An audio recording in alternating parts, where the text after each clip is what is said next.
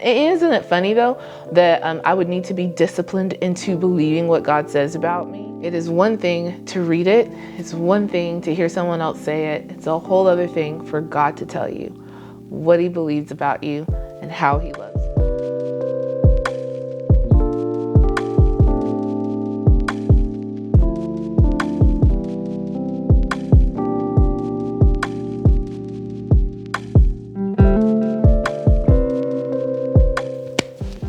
Okay, so the question is, what does God love about you? And I don't have an answer for you. I do have an answer, lots of answers, but today I am not going to tell you what I think. It is one thing to read it. It's one thing to hear someone else say it. It's a whole other thing for God to tell you what he believes about you and how he loves you. And it is one of the most special and difficult experiences that I have gone through, is really learning to agree with God about what he says about Alicia. So the key is, you just don't want to argue with God, because he's God. He's going to win the conversation anyway. And when it's difficult to accept what he says about your value and your worth, instead of telling him that he's wrong, ask him to help you believe why he's right. Because typically for me, going through the process of being like, God, you couldn't be right because of XYZ, comes along with some kind of discipline or correction that gets me set back on the course of, hey, you're always right, so help me understand. And I don't really like the process of going through unnecessary discipline. Like, sometimes it's necessary, sometimes it's not. And isn't it funny though that I would need to be disciplined into believing what God says about me? So I may have mentioned this in another video in January. I haven't edited all of those yet, so I'm not sure. So if I'm repeating a story, it's for a good reason. So I had this experience once where I was receiving prophetic ministry, and what the Lord was saying to me was, don't speak ill about what I love, and don't speak ill about my beloved.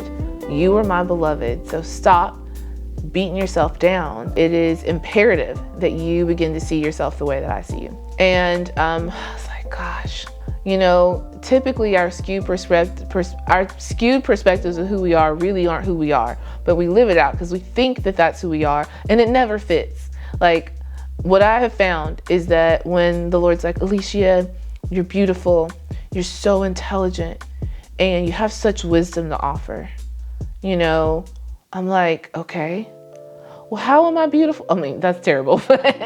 You say I'm beautiful. Why do you say that I'm beautiful? And then he'll, explain. And why do you say that I'm intelligent? And then he will begin to say, like, you think this way. You can find answers about things that other people can't find answers about. Do you realize that this is how your mind works? That is intelligence.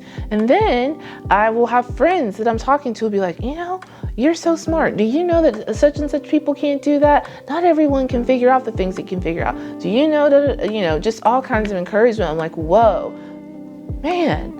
Cool, I believe it. And, we have this fear a lot of times of not thinking well of ourselves, because then if we do, then we're going to be prideful. Like, no. If we are created as stunning beings by a stunning God, then it's really prideful to say that what God is saying isn't true.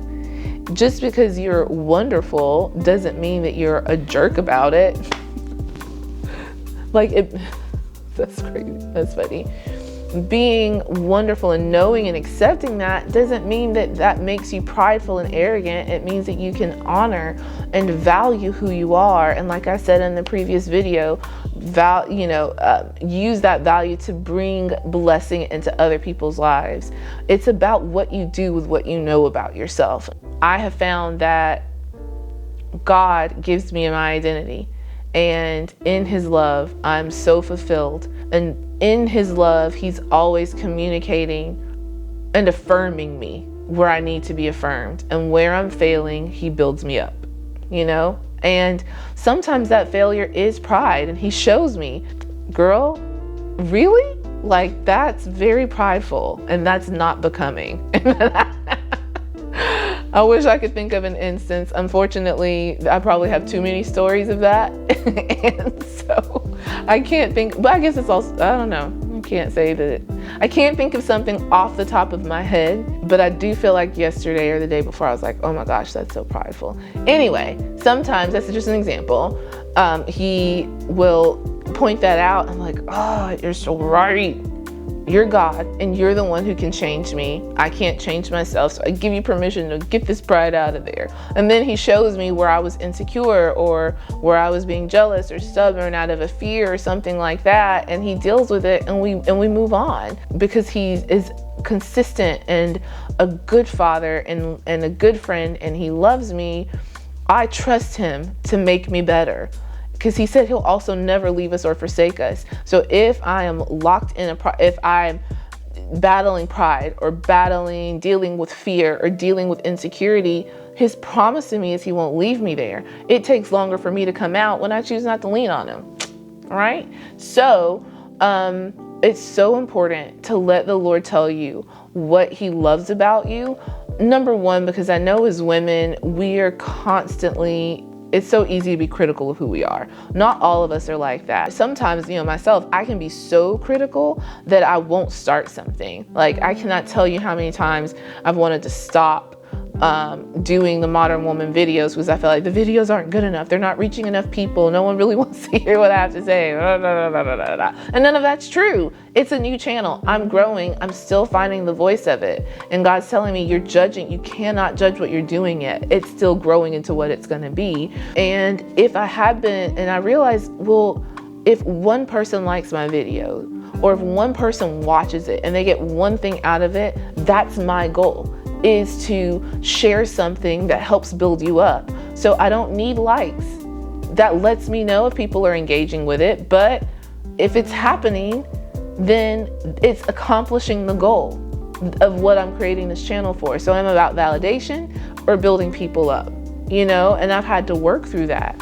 But even in it all, the Lord's like, I love how you work to better it. I love how you seek my heart for what you should say, so that it's always something that's going to edify someone. God's his love, him telling me how he loves me, gives me a clear perception of who I am.